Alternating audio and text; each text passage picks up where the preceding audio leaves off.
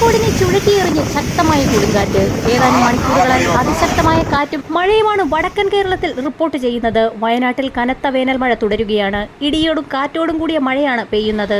ബംഗാൾ ഉൾക്കടലിൽ രൂപപ്പെട്ട ന്യൂനമർദ്ദം ശക്തി പ്രാപിക്കുന്നു. അടുത്ത 48 മണിക്കൂറിൽ വടക്ക് പടിഞ്ഞാറ് ദിശയിൽ തെക്ക് പടിഞ്ഞാറൻ ബംഗാൾ ഉൾക്കടലിന് മുകളിലൂടെ സഞ്ചരിക്കും. കേരളത്തിൽ 11-ാം തീയതി വരെ ഒറ്റപ്പെട്ട സ്ഥലങ്ങളിൽ ഇടിമിന്നലോടുകൂടിയ ശക്തമായ മഴയ്ക്ക് സാധ്യതയുണ്ടെന്ന് കേന്ദ്ര കാലാവസ്ഥാ നിരീക്ഷണ വിഭാഗം അറിയിക്കുന്നു.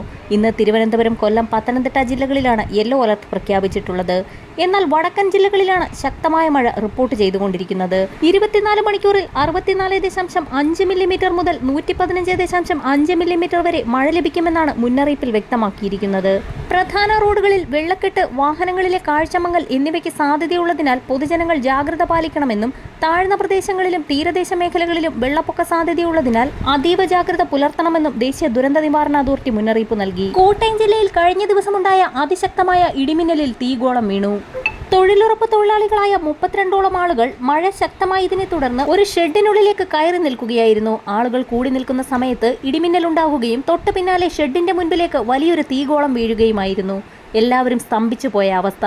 2 പേർക്ക് ബോധം നഷ്ടപ്പെട്ടു. പലരുടെയും ശരീരത്തിൽ പൊള്ളലേറ്റു. 11ഓളം സ്ത്രീകൾക്ക് ശക്തമായി പൊള്ളലേറ്റു. ന്യൂനമർദ്ദം ശക്തി പ്രാപിക്കുന്ന സാഹചര്യത്തിൽ സംസ്ഥാനത്ത് വരും ദിവസങ്ങളിലും അതിശക്തമായ മഴയ്ക്ക് സാധ്യത. മഴയ്ക്കൊപ്പം അപ്രതീക്ഷിതമായി ഉണ്ടാകുന്ന മിന്നൽ ചുഴലികൾ അപകടങ്ങൾക്ക് കാരണമായേക്കും. വരും മണിക്കൂറുകളിലെ കാലാവസ്ഥാ വാർത്തകൾക്കായി ചാനൽ സബ്സ്ക്രൈബ് ചെയ്യാൻ മറക്കാതിരിക്കുക.